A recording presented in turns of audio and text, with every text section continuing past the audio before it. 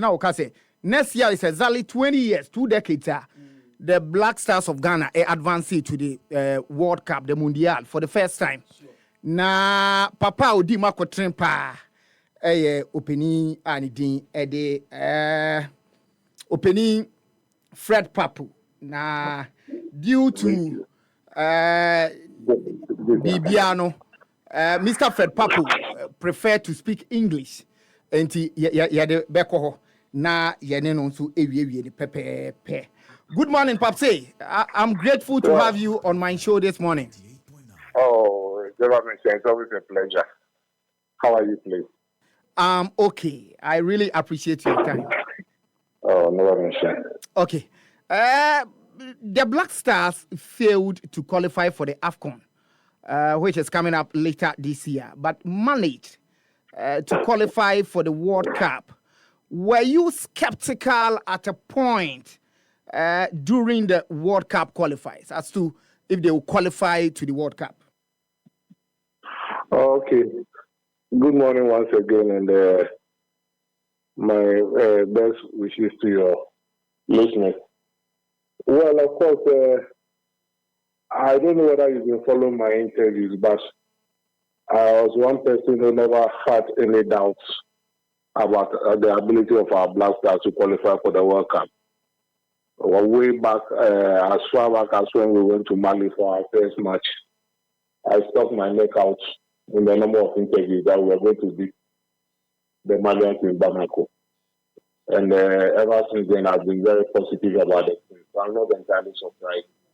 The reason being that I think our failure to qualify for the AFCON was a very good wake-up for all of us and for the team. So definitely once we are going to back that team to the wall, they always bounce back, and we congratulate the team and everybody around the team for qualifying for the World Cup for another 5th time. Mr. Randy Abbey, of course, replicated what you did in 2006 by qualifying the team as the management committee chairman in an emphatic way. Was the restructuring of the Black Stars management committee a significant factor in their World Cup qualification? Oh, yes. There were quite a lot of similarities between this qualification and our first qualification in 2005 for the 2006 tournament. If you may recall, I'm sure quite a few people may have been 20 years younger than. You may recall that we went to the AFCON in Egypt and we didn't have a very good tournament. We lost to Nigeria, beat Senegal, and then when everybody expected, Zimbabwe did it. So when we came back, there was quite a lot of restructure around the team, from the playing body all the way through to the technical setup, and then even the management committee. There were a few very strong additions that were made to the management committee, and then we moved on. And that's what happens in life. If you face adversity, you dispassionately learn from whatever you've gone through, and then you try and put in place remedial measures to make you come back stronger. So the restructuring of the management committee this time around, I think, was a step in the right direction. There were also some additions to the technical team. We had a new technical director coming on board to come and assist their coach. I think there was a video analyst, even the safety specialist. The entire technical team was revamped. And then I think even the playing body, there was still a lot of looking around to identify strong players to come on board to play. And all in all, it all worked out good. So I think that is the lesson we have to learn from life. Okay. When you fall, it's not enough to good. You just have to still keep thinking and then modify things. Yeah. Perhaps your line is faint. Can you kindly position yourself well for us? Sorry. Okay. That's fine. Is it better now? Yes. Okay. But based on your experience, what are the most crucial immediate steps the management committee should take ahead of the World Cup? Oh, I think what needs to be done now, and I would want to hope they have done it already, will be for them to come up with a plan, a very strong preparation plan towards the tournament. What it means is that they may have to engage in a very strategically selected friendly matches. Unfortunately for us, we are not going to be participating in the AFCON. So we miss the opportunity to play some 5 or 6 matches to sharpen it. So in the place of that, we would have to, as and when there are FIFA windows available, we must engage in some very strategic matches. We play against I see we are going to play against Japan and South Korea. Exactly. So that will take care of the Asian opponents. Likely, if we have some Asian teams in our group, I'm sure we may play a few with some European opponents too. Then maybe a few that we will play against continents, countries from South America, Latin America. You have to scan the likely opponents we will get between now and then the December 5th. Mm-hmm. And then fix some friendly matches around that side. And then after December 5th, once the draw is made, then we become more specific in targeting which teams to pick to train. Now, while that is going on, I think the coaches will still be scouting, looking around at our players, the current crop of players, and then if there are some new players anywhere out there that they feel could add up to the team and then beat things up, but then they would have to do that very carefully so that we don't disturb the balance of the team.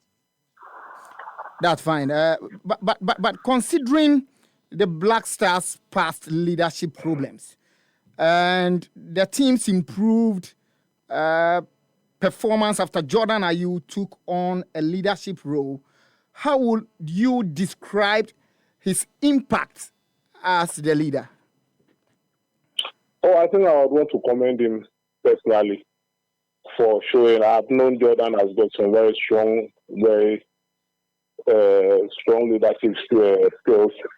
He has a very good demeanor for a leader, and it's clearly showing. At least the silence around the leadership of the team clearly shows that everything is working in that direction.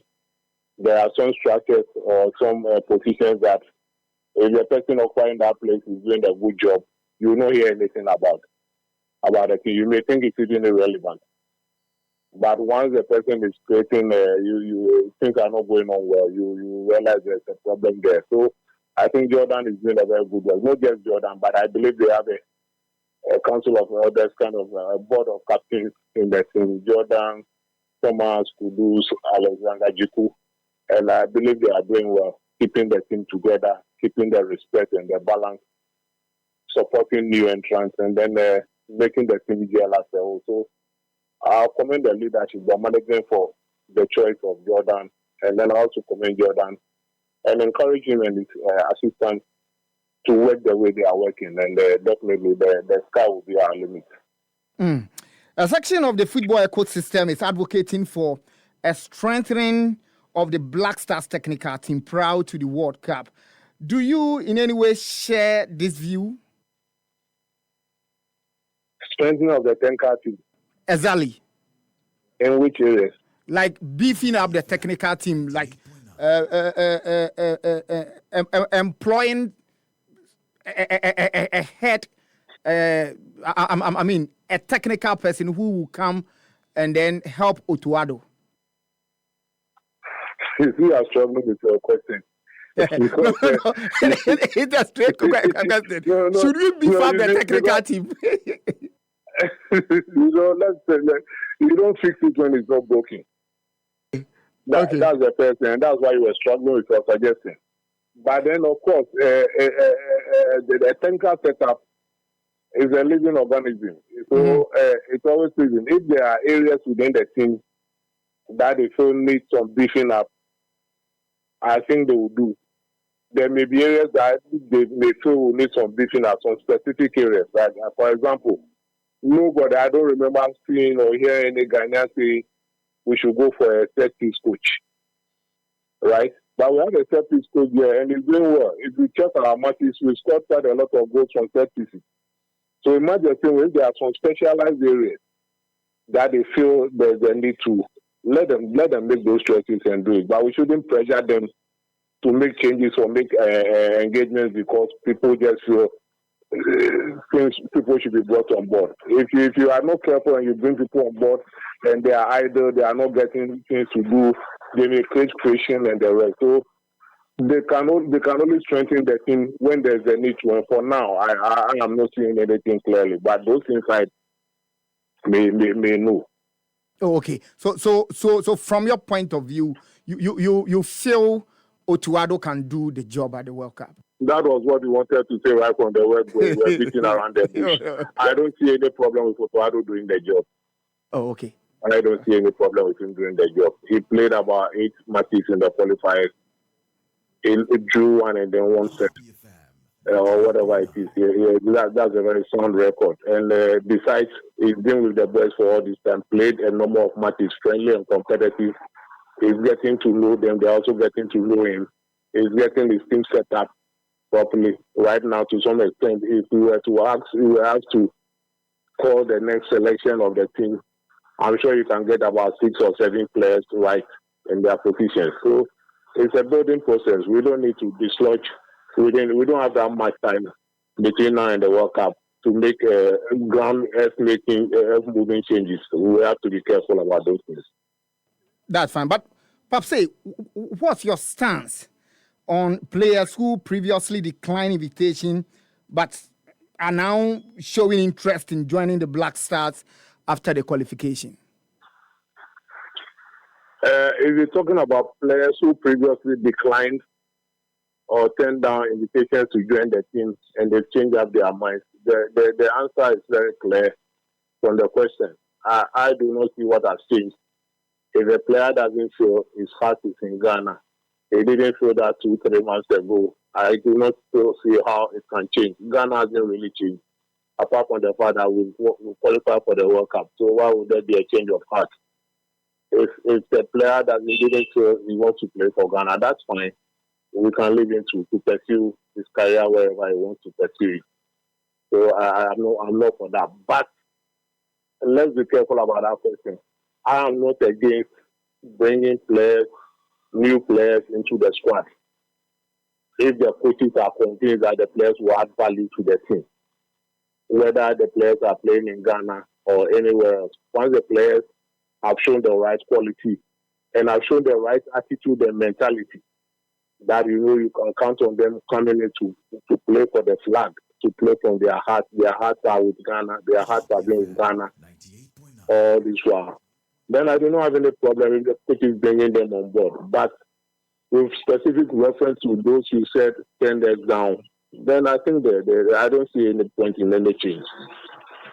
Okay. But finally, if Dede Ayew finds a club and then he plays well before the World Cup, should he be included in the World Cup to honor his service, especially since he hasn't officially retired? Once again, your question is broken into 2 or 3. If he finds a club, if Dede finds a club and is playing actively, is playing at the level and to the level that will make him a very strong addition to the team. Exactly. Why not? It should be called. It should be called to come and play for the team, but not to be called to come as a honor to him. The World Cup is not a platform for ceremonial events. No. If he's playing and he's doing well, why not? He should be called. He should be called into the squad. That much I do not have any problem with. And by then, at the end of the day, the choice rests with the coaches. Any player coming in, they would have to look at the balance and they say the player will have on the team, both on and off the pitch and stuff like that. But if Dede is playing well, very active, why not? There shouldn't be any problem about that, in my estimation. Mr. Fred Pappoe, again, I'm grateful for your time. Thanks so much. It's a pleasure. You didn't introduce yourself. Sorry about that. Oh. This is Intim Courage Askili. Pardon me. Oh, Kelly? Miniano. Yeah, I am cool. I managed few to about it. Oh, but it be like your team only things they go on well. Oh. It's strange. I don't like complaining about officiating, but this time around, I'm beginning to wonder whether there isn't an agenda against the team, and I think I've watched 3 of our 4 matches, including the match yesterday, and the refereeing decisions have been very unfortunate. I'll urge a review panel, if there's ever anything, to go and watch at least that match and the one against the Hackler also. They should go and watch it closely. I don't like talking about referees, but seriously speaking, once you've asked me, I would have to say I'm not happy with it. Fine, there are still problems with them. The boys will still have to do better, but I don't think the officiating they've been getting is very fair. I do not want to believe there's an agenda against the club, but it's unfortunate. I'll urge the referees review panel to take a close look there. But say thank you. Why? Thank you very much. No problem. Take care. Have a good day. All right.